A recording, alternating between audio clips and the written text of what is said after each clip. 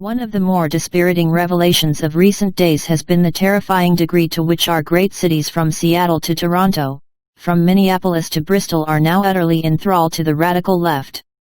Yes, of course, this has been years in the making and we've all seen the warning signs. But it's shocking and dispiriting all the same to see, for example, a metropolis as mighty as London brought low by the machinations and dirty politics of the crappy, two-bit, Islamist Social Justice Warrior currently acting as its mayor. As if his record on everything from censorship to knife crime wasn't bad enough, Mayor Sadiq Khan has embarrassed London further by allowing a statue of Britain's greatest hero Winston Churchill to be vandalised right in front of the Houses of Parliament by a bitter, hard-left, race-baiting mob. Now, to add insult to injury, he has had the statue boarded up for reasons which smack of both cowardice and cynicism. The cowardice, which also includes a good measure of Khan's trademark incompetence, is the way it capitulates to the mob. It sends out a signal that the Metropolitan Police, who come largely under the Mayor of London's control, are now incapable of keeping order and protecting property even in the most heavily guarded, security-conscious zone of the entire city. The cynicism lies in the timing. Khan is boarding up the statue in part, I would argue, in order to smear his political opponents. This Saturday various groups will be arriving in London in a show of defiance against the recent, violent Black Lives Matter/Antifa rallies where police officers, and at least one police horse, were viciously assaulted and where public property was damaged.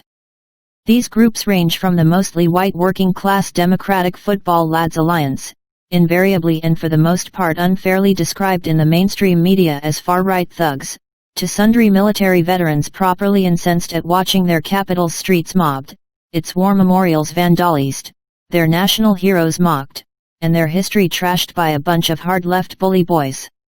Khan wants to promote the narrative that the real threat to Britain's security comes against all evidence not from the far left but from the far right.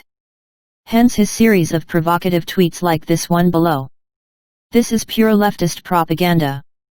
And arguably inflammatory propaganda at that.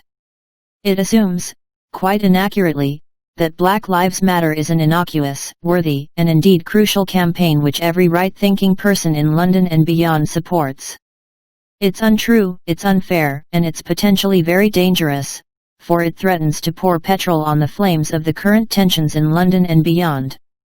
Most people in Britain are properly appalled that leftist mobs are being allowed to run rampant in cities, often unchecked by woke senior police officers who, instead of keeping order without fear or favor, instead often seem sympathetic to the vandalism being done to statues and memorials because it aligns with their politically correct worldview.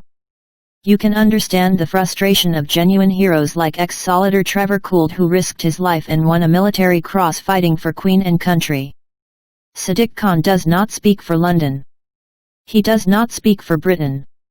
But with hard left activists like him in positions of such untrammeled power, I fear for the future and security of both.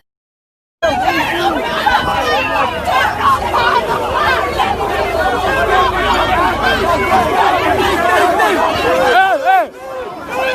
down!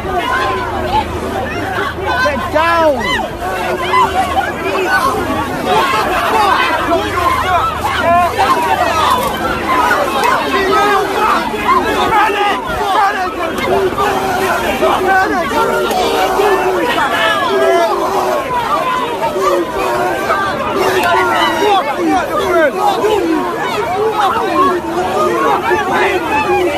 It is not this picture,